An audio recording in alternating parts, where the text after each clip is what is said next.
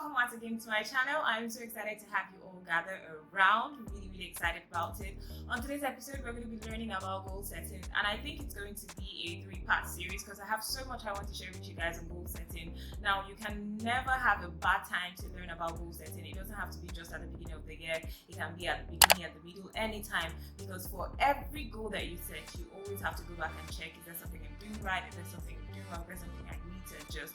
And that is all I'm talking to you about during this series. So please stick around and let us take a quick break, and when we're back, we'll go straight into it. Don't go anywhere. Alright, you're welcome back to my channel. Before I begin, I'd like to say a big thank you to every one of you who have been subscribing, who have subscribed, who has shared, who has commented, who always watch my video. I really appreciate it. Thank you all so much. Thank you. Alright, like I said earlier, we're going to be talking about goal setting. So before we started talking about how to set goals, let us look at what a goal is, and let us look at what a goal is not, because a lot of people make mistakes when it comes to goal setting, they always mistake it for some other things. So let us address the issue so that you know whether what you have put together is actually a goal or if you just wasted your time, right? Alright, so a goal is something that you want to achieve. It is a plan put together that you or a group of people plan to achieve. It is really that simple.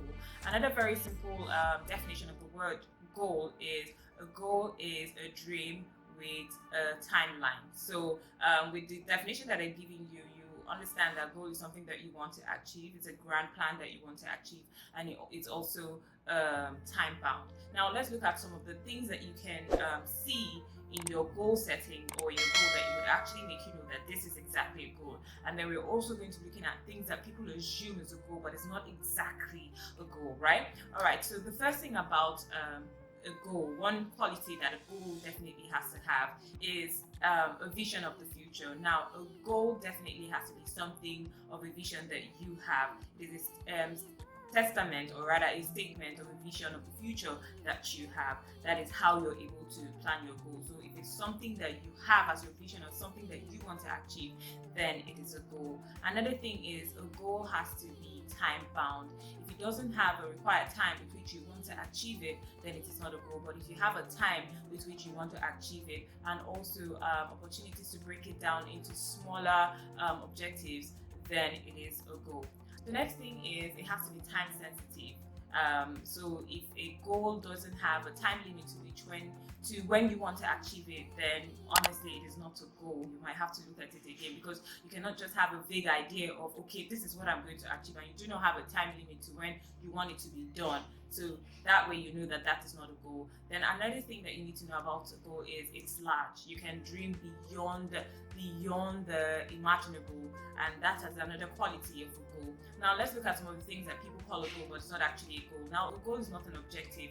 An objective is some of the plans that you put together to achieve the goal, but it is not the goal itself. Now, what I mean is, okay, for example, if you say you want to go to the gym every Wednesday and work with an instructor, that is not a goal, that is an objective. The goal thereof is how many pounds you want to lose at the end of the year. So you understand what I'm saying? So the objective is the plan, but then goal is what you want to achieve.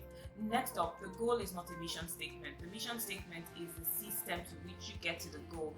Now, for the mission statement, it just tells you or your group of people, if it's a work goal, the system or the processes to which you get to the goal, but it is not the goal itself, right? The next thing is, a goal is not a resolution. A resolution is something that gives you short-term gratification, like it satisfies you at that time. It doesn't mean that you have achieved the goal. It just satisfies you at that time, and later the pain comes or whatever. But the goal gives you delayed gratification. Now, for a resolution, you can decide if you want to do it or not. But for a goal, it is something that you want to achieve. So now that we know what a goal is and what a goal is not, now let us look at different kinds of goals, because it's very important for you to know the kind of goal that you're setting, because setting different goals requires different systems. You don't use the same system for a personal goal, for a work goal. So there are different ways that you can set this goal. So you need to understand the kind of goal that you are setting. Now we have the short-term goals, we have the long-term goals, we have the personal goals, we have the work goals, we have the academic goals, financial goals, and social goals.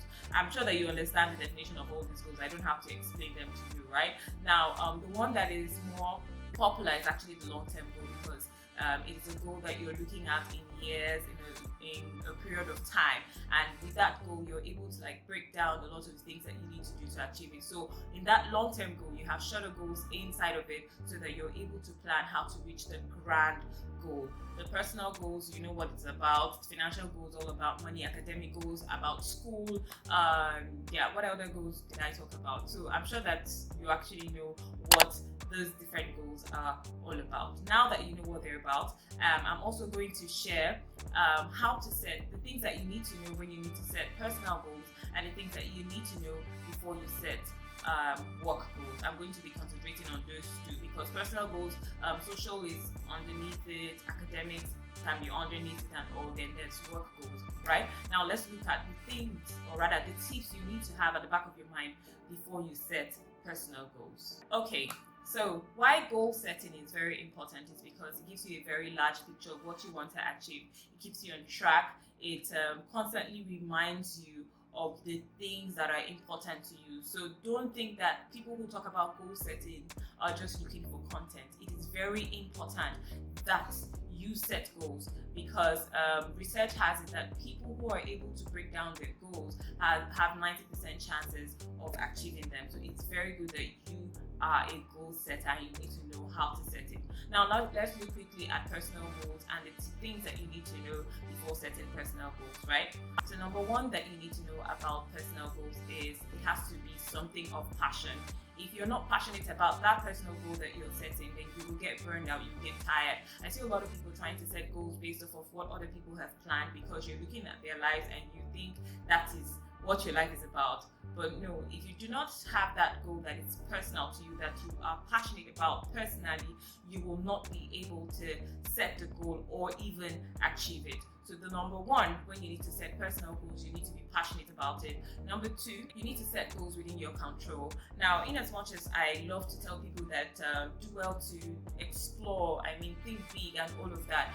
When I mean set goals within your control, there are some goals that you know you might not be able to achieve at a particular time, because another person has to approve something, another person has to do something and all that. So your planning might not be exact because another person has control over it. So as much as possible, when you're setting personal goals, know that it is something that you have to do. It is under your responsibility. It is something that you can control on your own. Then the final thing for setting personal goals is you need to take your time to really think about what you want your life to look like. You need to really brainstorm about it, because we're talking about you now. We're not talking about some other person. So if it's a life where you feel like you're going to be fatter, you're going to be slimmer, you're going to have more money and all of that, it will really help you plan your personal goal. Even if you cannot answer the questions immediately, one thing that it will help you do is you will also realize what you do not want your life to look like, and then you can start from there. So those 3 tips can actually help you set personal goals. Now let's look at what you need to think about, or what you have to have at the back of your mind when you're setting work goals. The first thing is brainstorming, and when I mean brainstorming, the large question that you need to ask yourself and the group.